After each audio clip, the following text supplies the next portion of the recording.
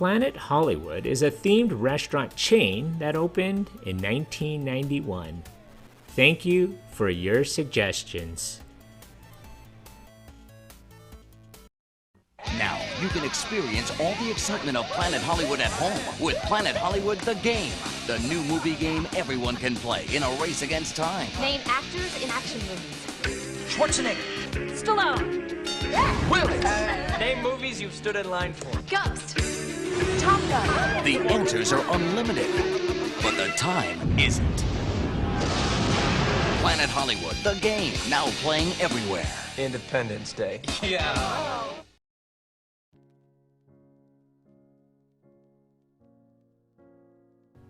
The first Planet Hollywood restaurant opened in New York City in 1991, but the events leading to its inception can be traced back almost 20 years before that date. In 1972, a young man named Robert Earl opened a dinner theater in London called the Beefeater, which offered customers, mainly tourists, a medieval-themed dining experience. Earl possessed the talent for creating entertainment-based restaurant concepts that drew large numbers of customers. He soon developed the Beefeater into a popular local success, which prompted him to open other themed restaurants nearby. In the late 1970s, he created Talk of London, Shakespeare's Tavern, and the Cockney Club. Earl would later help the eastern region of the Hard Rock Cafe chain grow from 7 units to 20. During that time, Earl met film producer Keith Barish, who soon became his business partner and the co-founder of Planet Hollywood International, Incorporated. Earl and Barish shared a belief that music, movies, and sports could transcend all barriers, language and otherwise, that separated the people of the world. The two men decided to capitalize on the worldwide appeal of the film and television entertainment industry by opening a restaurant based on that theme. Dubbing their creation Planet Hollywood, Earl and Barish opened the restaurant in New York City in October of 1991. The entire purpose of an establishment like Planet Hollywood was to provide guests with a movie-themed experience unlike any other. In order to project an image of genuine star power and blockbuster appeal, Planet Hollywood employed a number of the world's most famous movie stars to promote the chain. Planet Hollywood was immediately successful, drawing crowds of people who often lined up outside the restaurant for hours to get tables. Part of the restaurant's appeal lay in its museum-like quality. Its decor consisted of a multitude of real film and television costumes, props, and memorabilia. The genius marketing strategy used by the restaurant's founders accounted for the rest of the attraction. They asked celebrities such as Arnold Schwarzenegger, Sylvester Stallone, Bruce Willis, Demi Moore, and Whoopi Goldberg to act as the restaurant's investors/owners.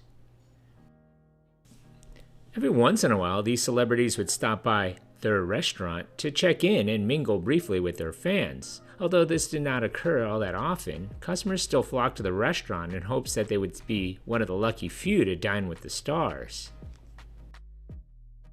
Earl and Barish began planning the worldwide introduction of the additional Planet Hollywood restaurants and started by recruiting more celebrity investors for the new locations.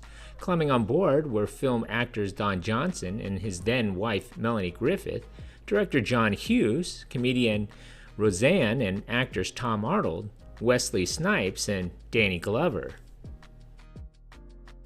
By mid-1993, Planet Hollywood International had opened new restaurants in London and Southern California and was completing the construction of a 4th unit in Chicago. Typical restaurants seated over 200 people and contained film props and floor layouts that were unique to their locations.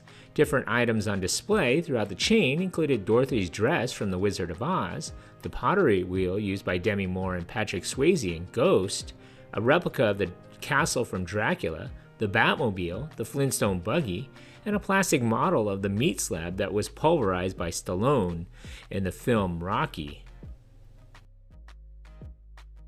Customers were also treated to celebrity handprint walls and big screen televisions, which played promotional clips for upcoming movies. Hard Rock Cafe filed suit against Planet Hollywood, alleging Earl had engaged in the appropriation of trade secrets. They also believed that Earl's Planet Hollywood chain was a ripoff of the Hard Rock Cafe concept. The case would not go anywhere.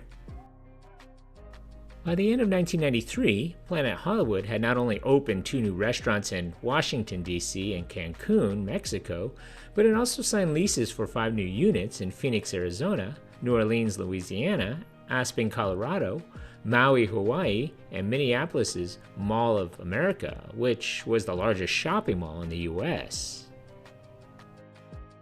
Each opening was a gala event, drawing enormous crowds of people to catch a glimpse of the many media personalities who made appearances and celebrated the new successes.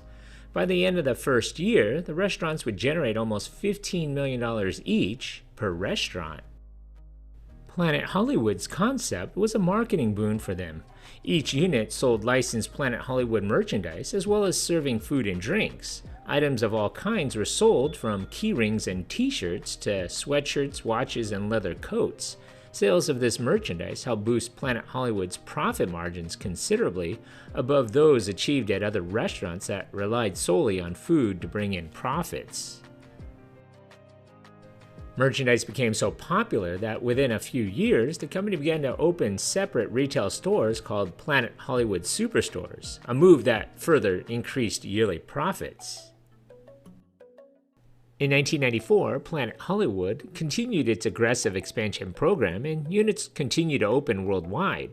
With their success, similar theme restaurants were conceived, including the official All-Star Cafe. Also in 1994, the company opened what would soon become its highest-grossing Planet Hollywood unit in Las Vegas. Unlike most previous units, which seated approximately 250 people, the Las Vegas restaurant was designed to seat 500. Planet Hollywood was composed of 18 units around the world, and the company was projecting the addition of 17 more during 1995.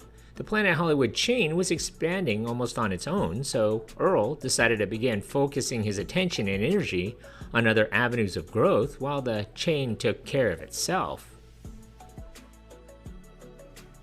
The company decided to go public in 1996. Not only was the stock offered to the public, but the company also convinced MBNA to issue Planet Hollywood Visa credit card, which gave cardholders priority seating at the restaurants. A joint venture with the ITT Corporation was also formed to develop Planet Hollywood casinos in Las Vegas and Atlantic City in the future.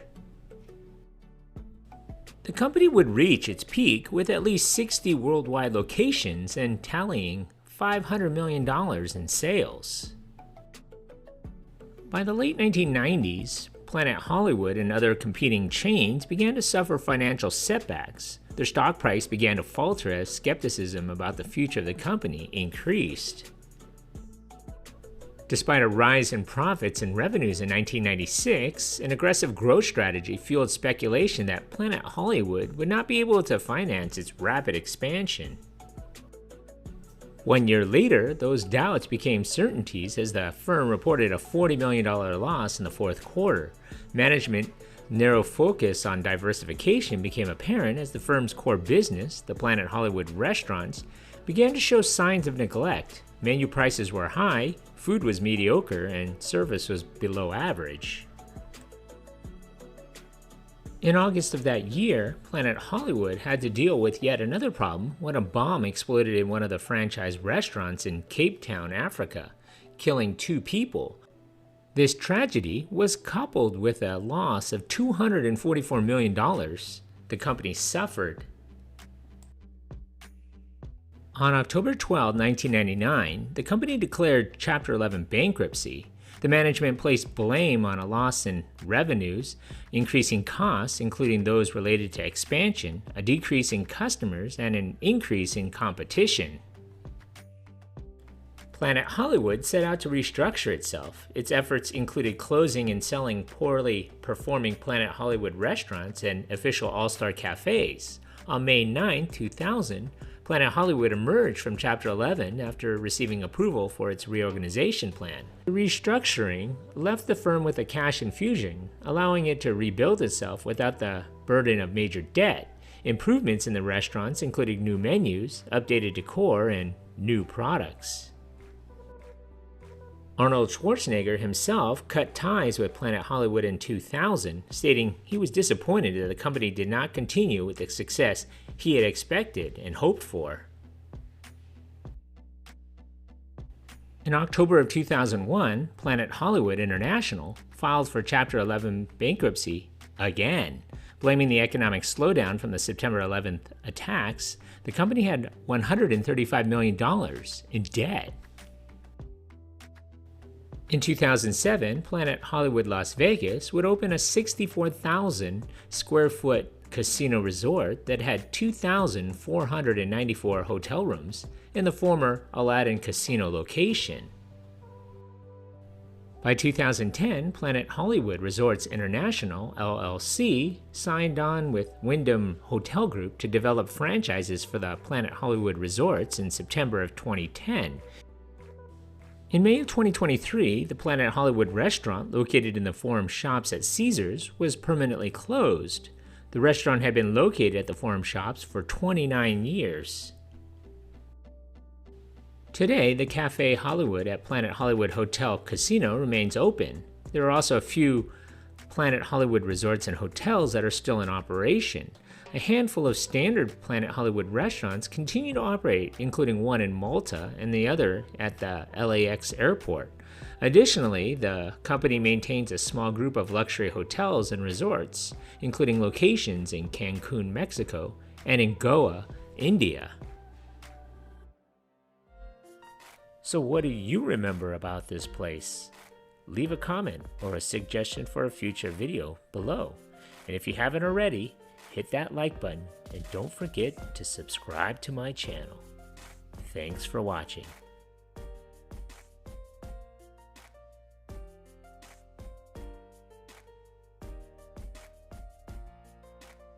Bringing back memories from the good old days. That's super cool, man.